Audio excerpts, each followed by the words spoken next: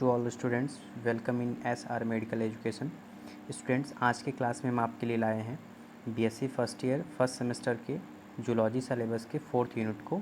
Student, इसके पहले वाले लेक्चर वीडियो में हमने आपको लेक्चर प्रोवाइड किया था इस यूनिट का, cell cycle and cell division का, जिसमें हमने स्टडी किया था सेल साइकिल क्या होता है और सेल डिवीज़न क्या होता है। स्टूडेंट्स, पर्टिकुलर हमने डिस्कशन किया था सेल साइकिल के सारे फेजेस के बारे में डिस्कशन किया था, और हमने माइटोसिस डिवीज़न के बारे में डिस्कशन किया था, जिसमें आपने देखा था वन मदर सेल जो होती है वो 2 डॉटर सेल का फॉर्मेशन करती है। ठीक है स्टूडेंट्स, तो इस लेक्चर वीडियो में स्टूडेंट्स हम डिस्कशन करेंगे एक अच्छे से नोट्स के बारे में, जिससे कि आप अपने एग्ज़ाम में अच्छे से इसको लिख सकते हो और एक अच्छा खासा अभी आप अपने फेयर पे नोट कर सकते हो। ठीक है, स्टार्ट करते हैं सेल साइकिल क्या होता है। ओके, तो सेल साइकिल इसके पहले वाले क्लास में हमने आपको बताया था कि सेल साइकिल एक ऐसा सीक्वेंस होता है जिसमें जो सेल्स होती है ये डेवलपमेंट करती है, ग्रोथ करती है और एटलीस्ट वो डिवाइड होती है। ठीक है, तो हमने यहाँ पे नोट्स में सब सारा सीक्वेंसिक फॉर्म में लिख रखा है ना। तो सबसे पहले हम यहाँ पे देखते हैं कि सेल साइकिल क्या है। ठीक है, तो सेल साइकिल की डिफिनीशन हम कह सकते हैं, देख रहे हो यहाँ पे आप कि सेल साइकिल जो होती है, आप यहाँ पे देख रहे हो, the process of the cell growth, development and division are called cell cycle. ठीक है, यानी एक ऐसी प्रोसेस होती है जिसमें सेल क्या करता है, ग्रोथ करता है, डेवलपमेंट करता है और डिवीज़न करता है। ठीक है, हम सेल साइकिल का एक और डिफिनेशन दे सकते हैं जो इस प्रकार से आप देख रहे हो, sequence of the events by which all cell duplicates its genome synthesis the other constituents organs of the cell eventually divides into 2 daughter cells। ठीक है, यानी एक ऐसी ये जो सेल साइकिल होती है एक सीक्वेंस होती है, ये सीक्वेंस होती है जिसमें क्या होता है, सेल डुप्लीकेट्स होती है, इसका जो जीनोम यानी जो जेनेटिक मटेरियल डीएनए होता है ये क्या करता है, वो डबल होता है, और सिंथेसिस ऑफ अदर कॉन्स्टिट्यूएंट्स यानी कि सेल्स के अदर कॉन्स्टिट्यूएंट्स जैसे सेल ऑर्गन्स होते हैं ये सब सारे डेवलप होते हैं, और इवेंचुअली एटलीस्ट मतलब इवेंचुअली का मतलब है एटलीस्ट, अंततः ये सेल जो होती है लास्ट में क्या हो जाती है, डिवाइड हो जाती है। ठीक है, तो अब दोनों डिफिनीशन आप बता सकते हो, सेल डिवीज़न का, सेल साइकिल का, सॉरी। ठीक है, सेल साइकिल का। Therefore growth and division occurs alternating in the cyclic in the cyclic manner which is the known as cell cycle. ठीक, इट मीन्स आप समझ सकते हो कि सेल साइकिल एक क्या होती है, जैसे कि हर एक ऑर्गेनिजम्स का यहाँ पे लाइफ स्पैन होता है, वो छोटा होता है, धीरे धीरे वो बड़ा होता है, बड़ा होने के बाद वो एक एडल्ट फेज़ में आता है ना, मैरिड करता है, फिर चाइल्ड बर्थ करता है, फिर उसकी डेथ होती है। तो उसी प्रकार से सेल का भी एक साइकिल होता है, यानी हमने देखो पहले भी ऊपर बता रखा है कि एक सिक्वेंसिक फॉर्म होता है, एक इवेंट्स होता है जिसमें सेल क्या करती है, डुप्लीकेट्स करती है, जीनोम उसका यानी डीएनए डबल होता है, सेल ऑर्गन्स उसके डबल होते हैं। ठीक है, और लास्ट में क्या होती है, डिवाइड हो जाती है। तो ये सेल साइकिल कहलाता है। ठीक है, सेल साइकिल जो होती है पर्टिकुलर अगर देखा जाए तो सेल साइकिल में 2 फेजेज़ होती हैं। आप सबसे पहला आप देखेंगे, पहला होता है इंटरफेज। इंटरफेज को पर्टिकुलर आप देखें तो इंटरफेज देख रहे हो आप, ये क्या है, इंटरफेज है ना। इंटरफेज को हम कह सकते हैं एक नाम से और प्रिपरेशन फेज़ भी हम कहते हैं, फिर नॉन डिवाइडिंग फेज़ भी कहते हैं। नॉन डिवाइडिंग फेज़ इसे इसलिए कहते हैं क्योंकि इसमें जो होता है सेल का डिवीज़न नहीं होता है, केवल सेल जो होती है ये ग्रोथ करती है। क्या करती है सेल, ये ग्रोथ करती है। ठीक है, इस प्रकार से। और सेकेंड हमारा फेज़ है डिवीज़न फेज़, या फिर इसे हम एम फेज़ के भी नाम से जानते हैं। ठीक है, तो इस प्रकार से यानी कि सेल साइकिल में कितने फेज़ होते हैं, 2 फेज़ होते हैं। आप इजी लैंग्वेज में याद कीजिए, यानी इंटर फेज़ और दूसरा एम फेज़। क्लियर। तो अगर हम एक इसको फिगर वाइज इसको हम देखें तो हम एक सेल साइकिल को समझ सकते हैं और इजी लैंग्वेज में। ओके स्टूडेंट्स, आप देख रहे हो ये एक सेल साइकिल है जिसमें आप देख पा रहे हो कि जो सेल्स होती है पर्टिकुलर अगर हम देखें, सेल साइकिल्स में जो 2 फेजेज़ होते हैं, आप यहाँ से लेकर के यहाँ तक के फेज़ जो देख रहे हो, यहाँ से टोटल यहाँ तक के जो फेज़ हैं ये हमारे हैं इंटरफेज। जहाँ से हमने इस राउंड सर्कल किया है यहाँ से लेकर के यहाँ तक जो होता है टोटल, यहाँ से टोटल फेज़ जो होता है हमारा इंटरफेज़ होता है। इंटरफेज़ में 3 फेजेज़ होती हैं, आप देख पा रहे हो। सबसे पहला फेज़ हमारा है G1 फेज़, इसके बाद हमारा है S फेज़, और थर्ड वन हमारा आता है G2 फेज़, है ना। यानी इंटरफेज़ में 3 फेजेज़ आते हैं, G1 phase, okay, G1 phase, S phase and G2 phase, ठीक है। ये इंटरफेज़ होता है। इंटरफेज़ में जो होता है सेल का डिवीज़न नहीं होता है, केवल सेल डेवलपमेंट करती है। सेल का ऑर्गेनल्स जो होता है वो डबल होता है, डीएनए जो होता है डबल होता है, ठीक है। ये हमारा है इंटरफेज़। और हमारा एक फेज़ आता है एम फेज़। ये यहाँ तक आप जो देख रहे हो ये हमारा एम फेज़ है। यानी कि अधिकांश जो सेल साइकिल का जो भाग होता है, पार्ट होता है, वो इंटरफेज़ होता है। छोटा सा पार्ट होता है कौन, एम फेज़ होता है। एम फेज़ में सेल का डिवीज़न होता है, यानी कि इसमें सेल डिवाइड्स होने को प्रिपेयर हो जाती है, यानी सेल का डिवीज़न इसमें होता है, ठीक है। एम फेज़ को हम डिवीज़न फेज़ के भी नाम से जानते हैं। इसमें जो होता है 2 फेजेज़ आते हैं, ये कैरियोकाइनेसिस है और ये आप जो देख रहे हो साइटोकाइनेसिस, ठीक है। यानी एम फेज़ में कितने फेज़, 2 फेज़। हमने कलर से किया है, देख रहे हो आप, ये हमारा है, ये आप देख रहे हो इस प्रकार से, ये कैरियोकाइनेसिस और ये येलो वाला है ये साइटोकाइनेसिस होता है, ओके, इस प्रकार से। ओके स्टूडेंट्स, तो हमने ये स्टडी कर लिया सेल साइकिल क्या होती है, सेल साइकिल की डिफिनीशन क्या होती है। 2-3 ये डिफिनीशन दिया हमने, इसको आप देख सकते हो। सेल साइकिल में कितने फेजेज़ होते हैं हमने इसका स्टडी कर लिया। आपने देखा कि 2 फेजेज़ होती हैं, एक होता है आपका नॉन डिवाइडिंग फेज़ या फिर इंटरफेज, और सेकेंड आपका होता है एम फेज़, ओके। अब हम डिस्कशन करते हैं सबसे पहले इंटरफेज़ के बारे में, ओके। तो हमने आपको पहले बता दिया कि जो इंटरफेज़ होती है ये कंप्लीट होने में नियर अबाउट लगभग जो है ये आपका टोटल, ये नियर अबाउट लगभग आपका 23 हावर्स लेती है ना। इट इज़, हमने नोट कर रखा है, this is the first and longest phase of the cell cycle which takes the 23 hours, okay. In this phase replication, DNA replicate करता है, growth of development of the cell, okay. ये होता है हमारा इंटरफेज़, ठीक है। इंटरफेज़ जो होता है स्टूडेंट्स, हमने बताया इसमें 3 फेजेज़ होते हैं, G1 फेज़, सेकेंड है आपका एस फेज़ और थर्ड वन है आपका G2 phase, okay. G1 phase में क्या होता है कि जो डीएनए होता है वो थ्रेड लाइक होता है, ठीक है। यानी क्रोमोसोम जो होता है वो थ्रेड लाइक होता है, और जो इसमें होता है सेल ऑर्गेनल्स डेवलपमेंट करते हैं, ठीक है। और एस फेज़ जो होता है इसे सिंथेसिस फेज़ भी कहते हैं, और इसमें क्या होता है डीएनए का सिंथेसिस होता है, डीएनए जो होता है रेप्लिकेशन, इसका डीएनए का रेप्लिकेशन होता है। और G2 फेज़ में क्या होता है कि जितने भी प्रोटीन्स ये सब होते हैं ऑलरेडी इसमें सिंथेसाइज हो जाते हैं, और एटलीस्ट जो सेल होता है वो प्रिपेयर हो जाता है सेल डिवीज़न के लिए। यानी आपने ये समझ लिया, ठीक है, कि इंटरफेज़ क्या होती है, इंटरफेज़ में कितने फेजेज़ होते हैं, कितने फेजेज़ होते हैं, 3 phase, G1 phase, S phase और G2 फेज़, ओके। अब हम स्टडी करते हैं एक एक करके। स्टूडेंट सबसे पहला जो हमारा फेज़ आता है वो G1 फेज़ आता है। हमने यहाँ पे ज़रा नोट कर रखा था, थोड़ा नोट करने में थोड़ा ऊपर नीचे हो गया, ठीक है। आप पहले G1 फेज़ लिखेंगे, उसके बाद फिर क्या लिखेंगे आप, एस फेज़ फिर लिखेंगे, है ना। सबसे पहले आप क्या लिखेंगे, G1 फेज़, उसके बाद G2 फेज़, ओके, इस प्रकार से। तो हमारा सबसे पहला हमारा फेज़ है कौन सा, आप देख रहे हो G1 फेज़, ओके।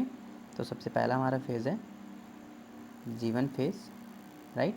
तो जो G1 फेज़ होता है अगर इसको देखें हम, तो G1 फेज़ में क्या होता है, it is the resting phase, ये रेस्टिंग फेज़ भी कहलाता है। इन दिस फेज़ दो substance and enzymes are the synthesized, है ना। इसमें क्या होता है सबस्टांस, प्रोटीन्स, एंजाइम्स ये सब क्या होते हैं, बनते हैं, सिंथेसाइज होते हैं। इसके बाद हमारा आता है एस फेज़। एस फेज़ आप देख पा रहे हो, एस फेज़ जो होता है ये इसे सिंथेसिस फेज़ कहते हैं। इसमें जो होता है डीएनए का रेप्लिकेशन होता है। ये जो एस फेज़ होता है ये लगभग 6 to 8 आवर्स में कंप्लीट होता है, ठीक है, इस प्रकार से। इसके बाद हमारा आता है नेक्स्ट फेज़, G2 फेज़ आता है।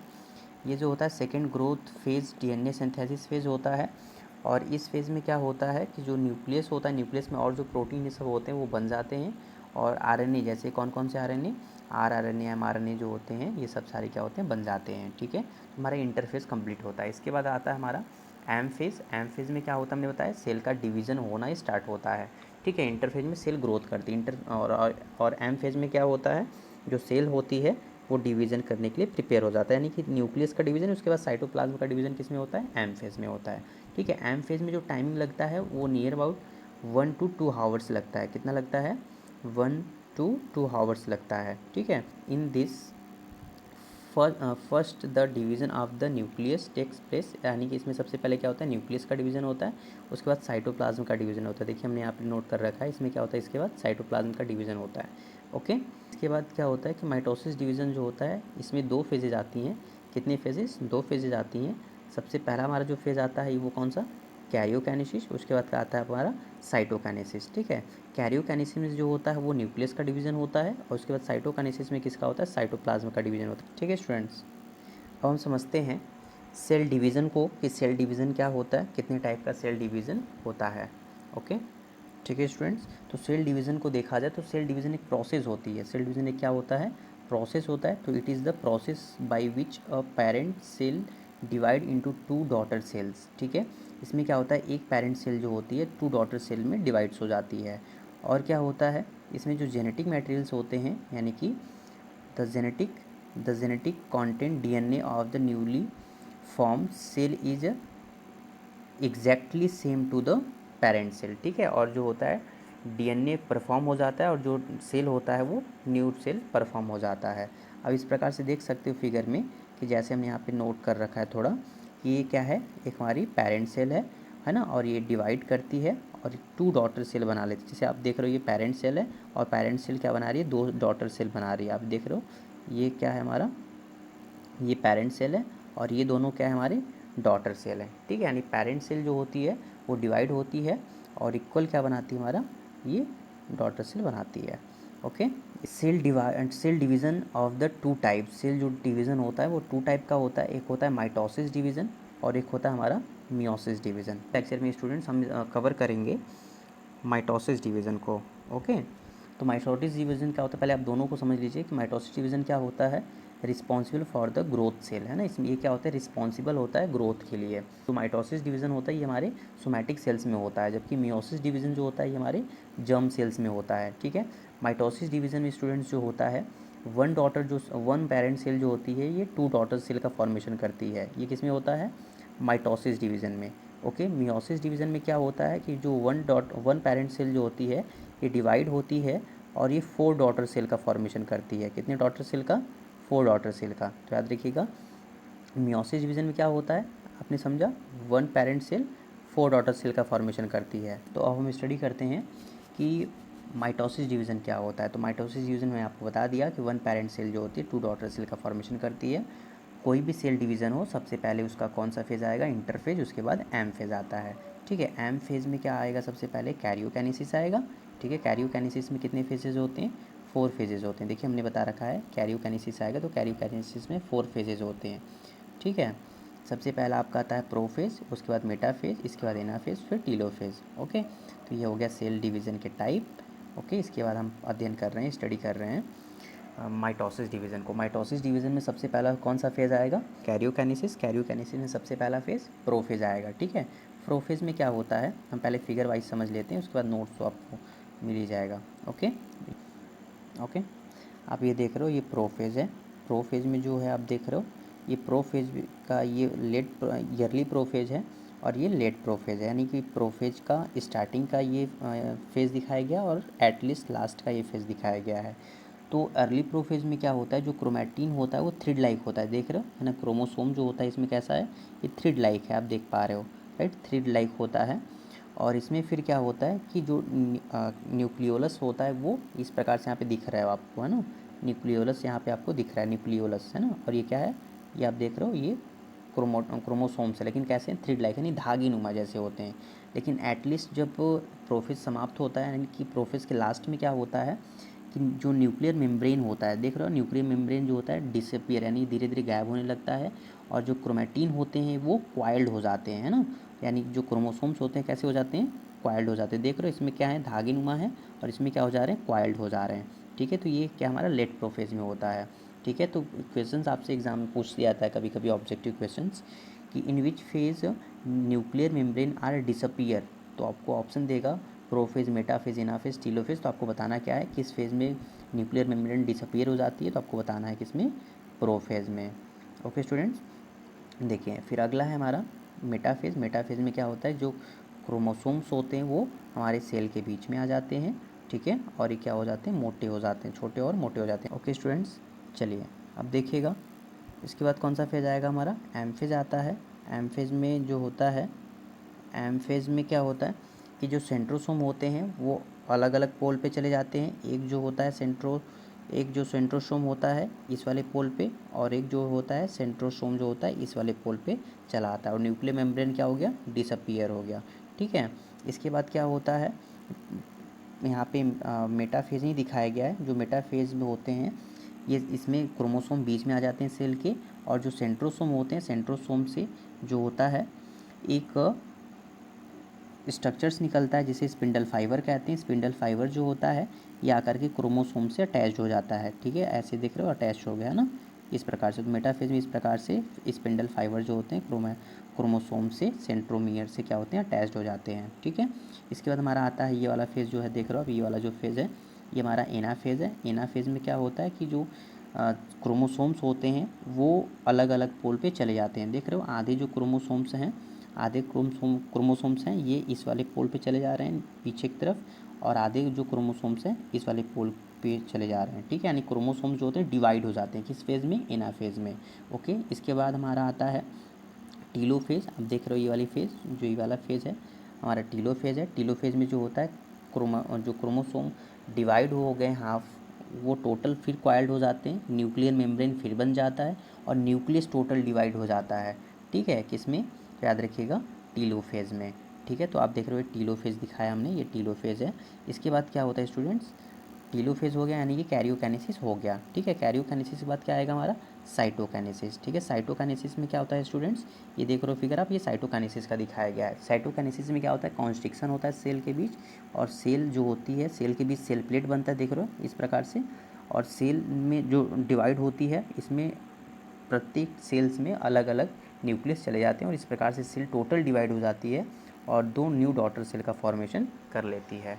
क्लियर, इस प्रकार से। तो ये आपने समझा कि माइटोसिस डिवीज़न किस प्रकार से होता है। ये जो माइटोसिस डिवीज़न दिया था एक साइंटिस्ट थे जिनका नाम था डब्ल्यू फ्लेमिंग, जो 1882 में दिए थे। ठीक है, आइए अब नोट्स के थ्रू हम समझते हैं। ठीक है, ये हमने स्टडी कर लिया, ये सेल डिवीज़न का डिफिनेशन देखा, ये हमारा हो गया प्रोफेज। प्रोफेज में क्या होता है, क्रोमेटिन जो होते हैं थ्रेड लाइक होते हैं। ठीक है, और अनकॉइल्ड होते हैं। और लेट प्रोफेज में क्या होता है, जो क्रोमेटिन होते हैं वो कॉइल्ड हो जाते हैं, और जो न्यूक्लियर मेम्ब्रेन क्या होता है वो हमारा डिसअपीयर हो जाता है। ठीक है, इसको आप अच्छे से नोट कर लेंगे। इसके बाद आता है हमारा एमफेज। एमफेज में क्या होता है कि स्पिंडल फाइबर्स जो होते हैं वो क्रोमेटिन से क्या होते हैं, अटैच्ड हो जाते हैं। ठीक है, इसके बाद क्या आता है, आप नोट्स में देख रहे हो सारा इक्वल नोट किया गया है। सेंट्रोसोम जो होता है ये आप देखेंगे जो अलग अलग पोल पे चले जाते हैं। इस सेंट्रोसोम से क्या निकलता है, स्पिंडल फाइबर निकलता है। स्पिंडल फाइबर क्रोमोसोम से जा कर के अटैच्ड हो जाते हैं, है ना, क्लियर। इसके बाद थर्ड फेज़ आता है हमारा एनाफेज। एनाफेज में क्या होता है कि जो क्रोमोसोम होते हैं वो डिवाइड हो जाते हैं इक्वल पार्ट में। और टीलोफेज में क्या होता है कि न्यूक्लियस जो होता है वो 2 पार्ट में डिवाइड हो जाता है। इसके बाद क्या होगा, साइटोकाइनेसिस होगा। ठीक है, साइटोकाइनेसिस होगा, और एटलीस्ट सेल जो होती है 2 डॉटर सेल में डिवाइड हो जाती है और 2 डॉटर सेल बन जाते हैं, माइटोसिस डिवीज़न कंप्लीट होती है। ठीक है स्टूडेंट्स, इसको आप लोग अच्छे से कवर कर लीजिएगा, नोट कर लीजिएगा।